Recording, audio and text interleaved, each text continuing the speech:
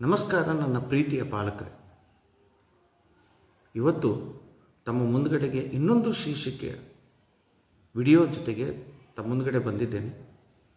ಮೊದಲೇ ಹೇಳಿದ ಹಾಗೆ ಎರಡನೇ ಅವಧಿಯ ನಮ್ಮ ಶಾಲೆಯ ಕಲಿಕೆಯ ಪದ್ಧತಿಯಲ್ಲಿ ಸಾಕಷ್ಟು ಬದಲಾವಣೆಯನ್ನು ಮಾಡಿ ಶಿಕ್ಷಕರಿಗೆ ಒಂದು ನಿರ್ದೇಶನದ ರೂಪ, ಮಕ್ಕಳಿಗೆ ಕ್ರಿಯಾತ್ಮಕವಾಗಿ ಪ್ರಾಯೋಗಿಕವಾಗಿ ಕಲಿಸುವಂಥ ಒಂದು ಪ್ರಯತ್ನವನ್ನು ನಮ್ಮ ಶಿಕ್ಷಕರು ಪ್ರಾರಂಭವನ್ನು ಮಾಡಿದ್ದಾರೆ.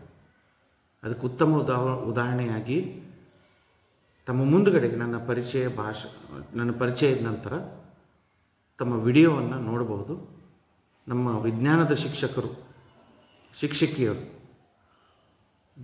ವಿದ್ಯಾರ್ಥಿಗಳಿಗೆ ಮಾನವನ ಅಂಗಾಂಗಗಳ ಬಗ್ಗೆ ಒಂದು ವರ್ಗದಲ್ಲಿ ಕಲಿಸುವುದನ್ನು ಬಿಟ್ಟು ವಿಜ್ಞಾನದ ಪ್ರಯೋಗಾಲಯಕ್ಕೆ ಕರೆದುಕೊಂಡು ಹೋಗಿ ಅಲ್ಲಿ ವಿಜ್ಞಾನದ ಪ್ರಯೋಗಾಲಯದಲ್ಲಿದ್ದಂಥ ವಸ್ತು ಸಂಗ್ರಹದ ಮುಖಾಂತರವಾಗಿ, ಅಂದರೆ ಮಾಡೆಲ್ ಅಂತ ನಾವು ಇಂಗ್ಲೀಷ್ ಒಳಗಡೆ ಹೇಳ್ತೀವಿ, ಮಾಡೆಲ್ ಮುಖಾಂತರವಾಗಿ ಆ ಮಕ್ಕಳಿಗೆ ಒಂದು ಸುಲಭ ರೀತಿಯಲ್ಲಿ ಪ್ರಯೋಗಾತ್ಮಕವಾಗಿ ಆ ವಿಷಯವನ್ನು ಹೇಳುವಂಥ ಪ್ರಯತ್ನವನ್ನು ಮಾಡಿದ್ದಾರೆ.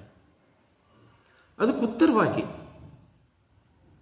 ಮಕ್ಕಳು ಎಷ್ಟು ಸುಲಭವಾಗಿ ಆ ವಿಷಯವನ್ನು ಸಂಗ್ರಹ ಮಾಡ್ತಾರೆ, ಆಮೇಲೆ ಆ ವಿಷಯವನ್ನು ಮಕ್ಕಳೇ ಯಾವ ರೀತಿಯಾಗಿ ಎಕ್ಸ್ಪ್ಲೇನ್ ಮಾಡ್ತಾರೆ ಅನ್ನೋದು ಕೂಡ ಈ ವಿಡಿಯೋದೊಳಗಡೆ ನಾವು ಹೇಳ್ತಾ ಇದ್ದೀವಿ.